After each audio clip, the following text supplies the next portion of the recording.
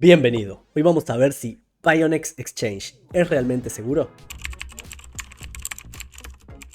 Más allá de que Pionex al día de hoy ya hace más de 1379 días que funciona en 100 regiones o países diferentes y nos dejan testimonios de usuarios que están conformes, youtubers, nos muestran sus partners, es importante saber el respaldo de fondos. En primer lugar, quiero compartir para los que les interesa hacer arbitraje con el bot de arbitraje entre spot y futuros que tienen un SAFU program. Si tú haces arbitraje hasta con $50.000 y llega a haber una falla en el bot, que tengas pérdida por culpa de una falla en el bot, te van a reponer esa pérdida. Es muy importante que lo tengas presente, que si tú inviertes $10.000 hasta máximo $50.000 vas a estar inscrito automáticamente en el SAFU program del bot de arbitraje. Si tú inviertes menos de $10.000 te tienes que inscribir manualmente simplemente haciendo clic en un botón. Eso te lo compartiré en el próximo video que hagamos de arbitraje entre spot y futuro, así que suscríbete y dale a la campanita para estar al tanto de todas las notificaciones.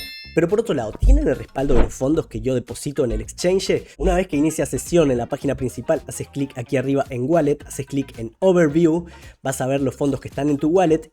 Y aquí abajo vas a ver que dice 100% de reserva y te muestran que tienen las reservas de Bitcoin en un 118%, las de Ethereum en un 110% y las monedas estables un 103%. Mientras este porcentaje de reservas sea igual a 100% o superior, significa que tienen todas las reservas y eso se puede verificar en la blockchain. Te dan un hash ID que lo copias, haces clic en verificar, lo pegas y verificas que estén los fondos. Importante que hacen snapshots una vez a la semana, por lo que si tus fondos no se actualizaron aquí en el árbol de Merkle, tienes que esperar una semana para que se actualice el snapshot. Lo importante es saber que Pionex ha crecido, ya no es como antes que tenía nada más 10 millones de respaldo de fondos cuando comenzaron, sino que ahora tienen el 100% y eso nos da una tranquilidad, siempre teniendo presente los riesgos que conlleva utilizar un exchange centralizado cualquiera sea. Hasta la próxima.